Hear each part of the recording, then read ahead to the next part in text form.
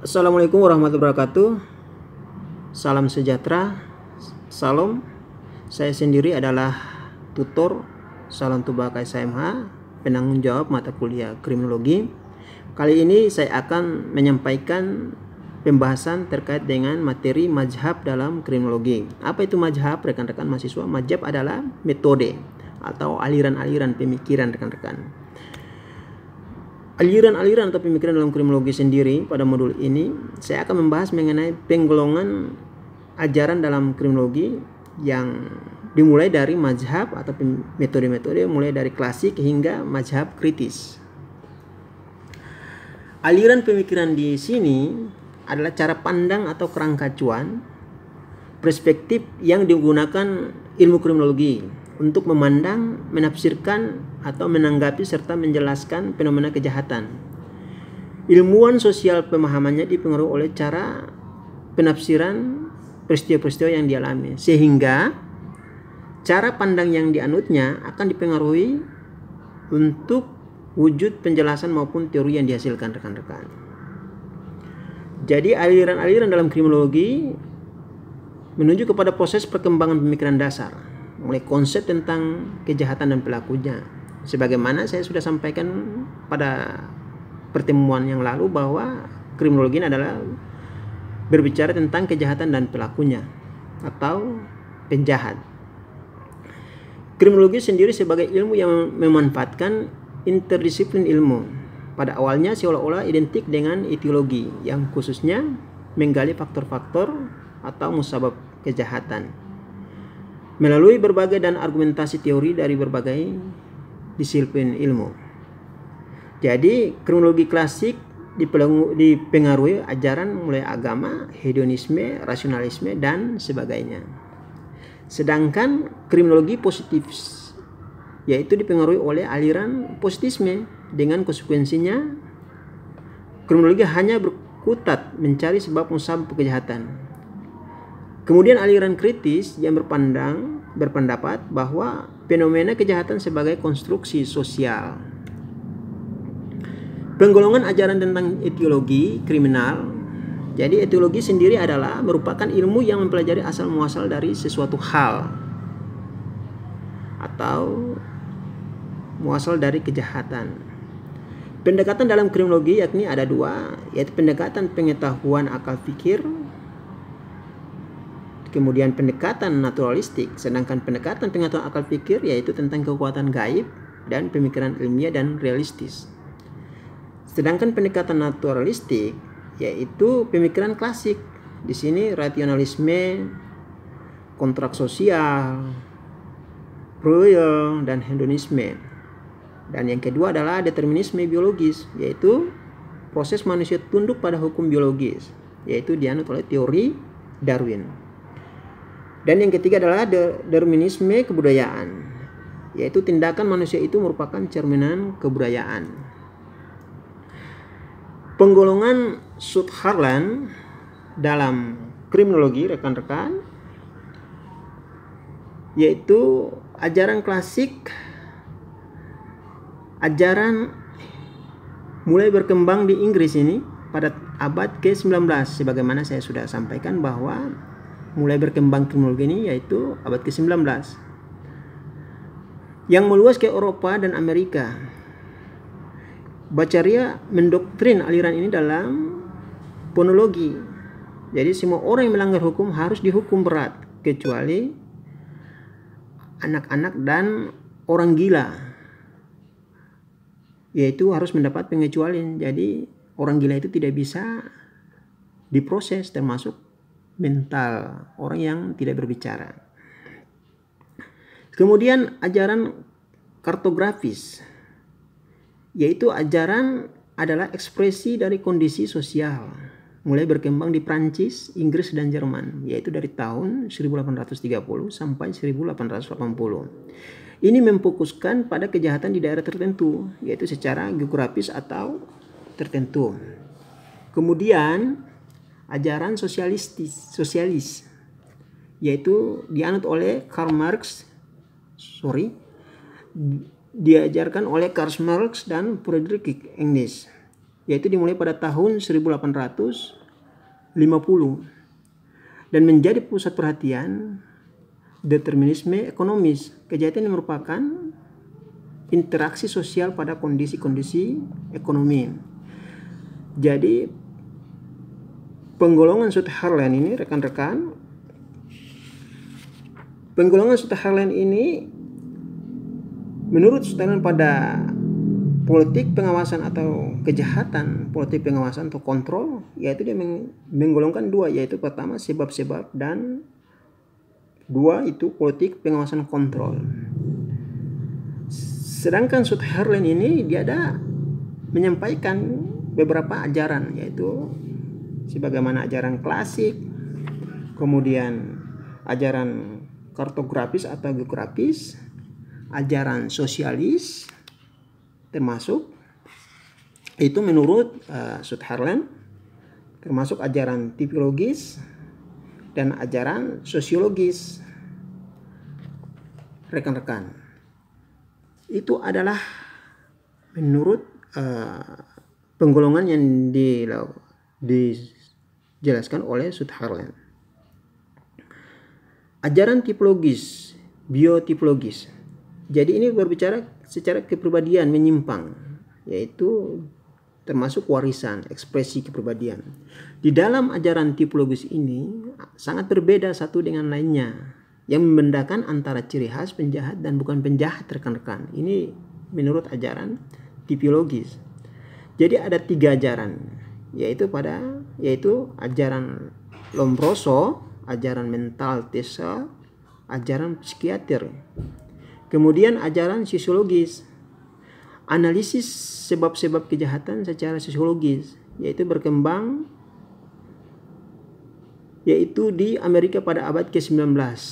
Analisis proses ini dihubungkan dengan kejahatan yang dibagi menjadi 2. Yang pertama, statistik demografi dan psikologi sosial.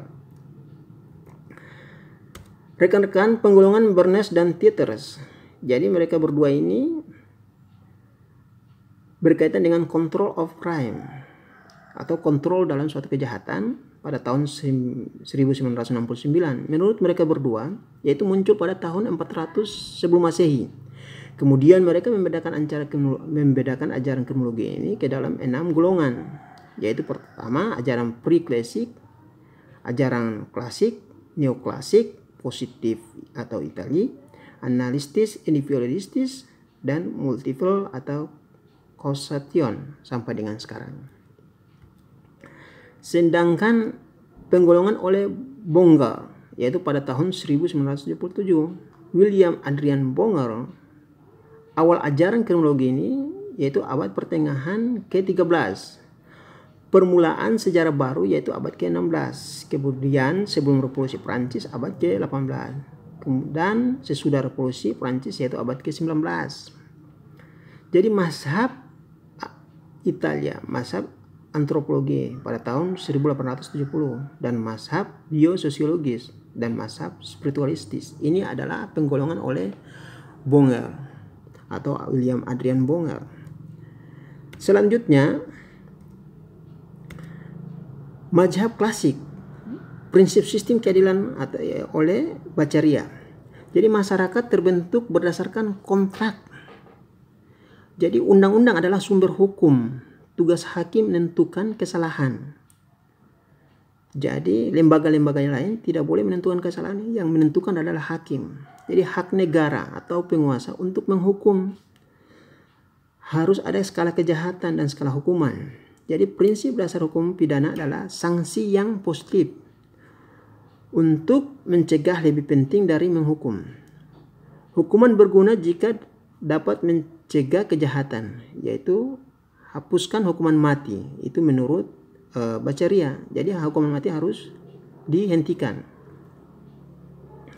Pandangan tentang hukum pidana mempertahankan, yaitu ada 2, beratnya kejahatan, yaitu kejahatan sosial masing-masing daripada kedosaan atau kualitas kerohanian. Kemudian yang kedua adalah kejahatan disebabkan oleh usaha bijaksana manusia untuk memperbesar kesenangan dan untuk mengurangi penderitaan mereka.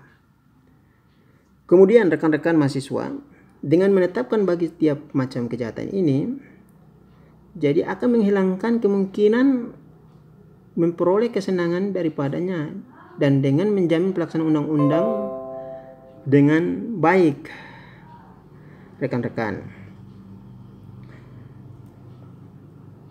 Selanjutnya,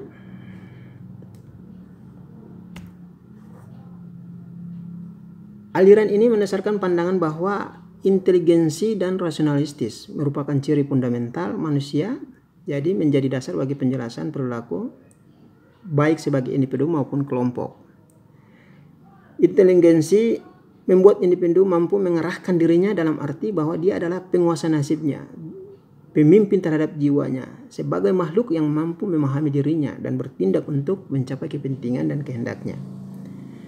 Sedangkan dalam konsep yang demikian, maka masyarakat dibentuk sebagaimana sesuai dengan kemampuannya, kecerdasan dan akal yang dapat ditingkat lewat pelatihan dan pendidikan.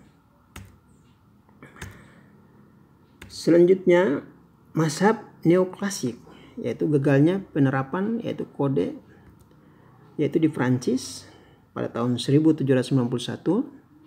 Jadi aliran neoklasik muncul tidak berapa lama setelah aliran klasik. Aliran neoklasik muncul sebagai akibat dari pelaksanaan kode Vanel, yaitu secara kaku, karena satu, sama sekali mengabaikan perbedaan individual dalam arti situasi tertentu.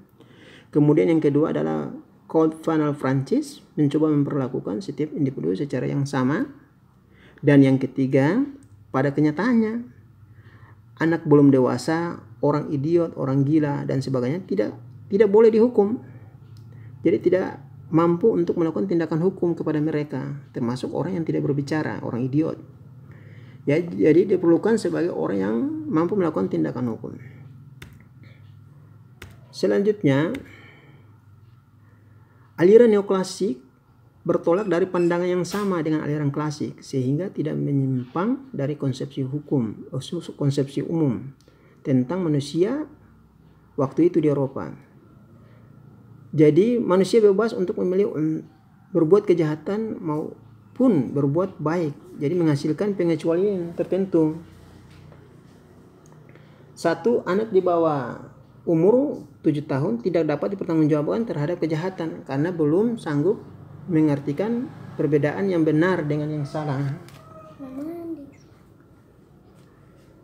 Kemudian, dua, penyakit mental tertentu dapat melemahkan tanggung jawab. Rekan-rekan, sedangkan mazhab positivis atau terciptanya metodologi ilmu yang nyata atau real objektif. Dasar aliran positivisme ini adalah konsep tentang multiple atau faktor causation, sejumlah penyebab. Rekan-rekan, jadi dalam aliran ini juga menghasilkan sejumlah pandangan. Jadi dua golongan, yaitu golongan determinis dan determinis biologi dan determinis kultur. Jadi ada dua, yaitu determinis biologi menganggap bahwa organisasi sosial berkembang hasil dari individu atau perilakunya dipahami dan diterima sebagai pencerminan umum dari hasil riset biologi. Kemudian determinis kultural menganggap bahwa perilaku manusia dalam segala aspeknya melalui berkaitan dan mencerminkan nilai-nilai dunia. Tipe manusia, menurut tipe manusia yaitu jumlah sepertiga dari seluruh penjahat, kemudian alkoholisme, kriminologi. Kemudian pokok-pokok ajaran Lombroso yaitu ada 3. 1, perlu penelitian menggunakan metode statistik. Yang kedua adalah perilaku manusia. Ketiga adalah bersikap objektif dengan menggunakan statistik. Pendekatan dalam kriminologi, rekan-rekan, menurut Rafael Garofalo, perbuatan jahat adalah natural crime, alami, yaitu pertama kejahatan harus dieliminasi, eliminasi mutlak, eliminasi sebagai penjaraan seumur hidup, hukuman isolasi ringan, reparasi dipaksaan agar kejahatan tidak diulangi. Itu adalah menurut Rafael Berapa tuh? Jadi ada 3 syarat hukum yang efektif. Jadi menurut dia bahwa yang pertama adalah penjahat harus ditindak karena mereka melakukan kejahatannya. Kemudian kedua, harus eliminasi, harus bersifat menentukan sehingga berfungsi preventif. Yang ketiga adalah destruksi total secara lambat laun yang harus diterapkan para penjahat dan keturunannya.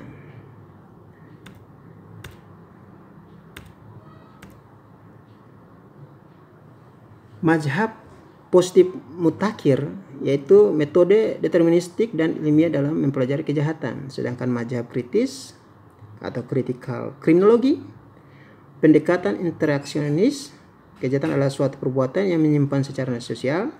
Yang kedua adalah pendekatan konflik, hukum dibuat dan ditegakkan bukan untuk melindungi masyarakat tetapi untuk melindungi kepentingan kelompok yang berkuasa.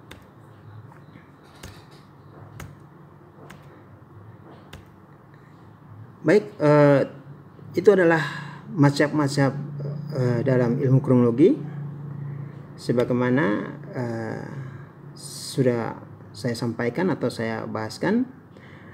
Apabila ada rekan-rekan ingin bertanya, dipersilakan untuk kita diskusi bersama.